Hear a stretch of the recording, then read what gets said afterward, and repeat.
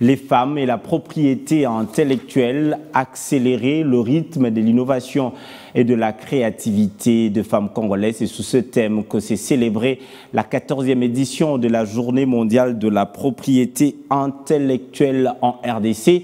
Dans le cadre de la coopération culturelle entre les USA et la République démocratique du Congo, une journée de réflexion a été organisée au Musée national par l'ambassade américaine. C'était autour de plusieurs artistes de toutes catégories et des écrivains.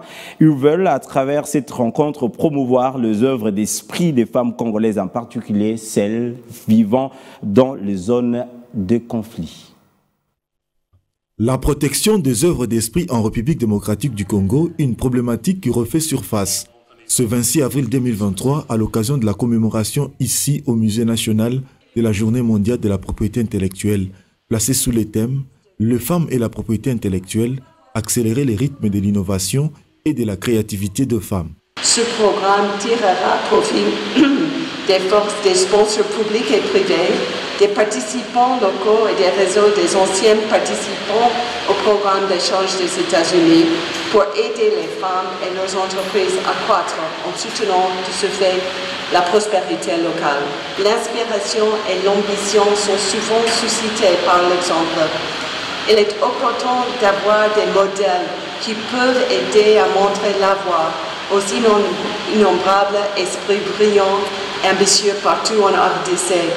Sur initiative de l'ambassade des USA en RDC et dans le but de pérenniser et de renforcer l'élan de la coopération culturelle entre les deux pays, artistes, éditeurs, producteurs, écrivains officiels et régulateurs sont réunis autour des réflexions approfondies sur le droit des œuvres artistiques et littéraires.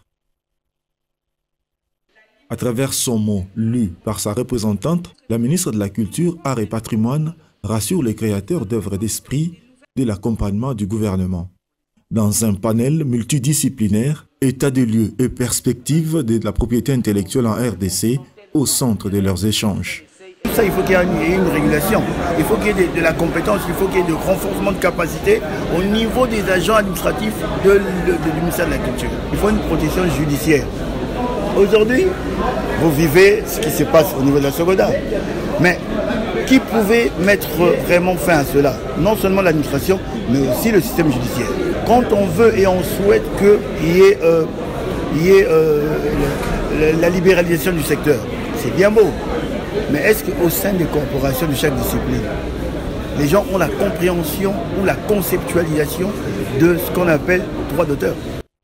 S'en est ensuite suivi d'une série de questions et réponses sur notamment le rôle de la SOCODA dans le mécanisme de contrôle, de vérification, de sécurisation et de gestion de propriété intellectuelle face notamment aux dividendes que doivent gagner les artistes d'une manière équitable. Cette initiative était une bonne initiative, il y en a eu d'autres aussi, mais ça permet un échange, ça permet aussi d'entendre le ministère de tutelle qui quand même nous a donné certains éléments qui sont positifs. Donc nous espérons une amélioration par rapport à la protection des œuvres des artistes. Nombreux défis restent encore à relever dans ces secteurs, en proie à des conflits liés aux droits de propriété intellectuelle et à la disparité entre catégories d'artistes.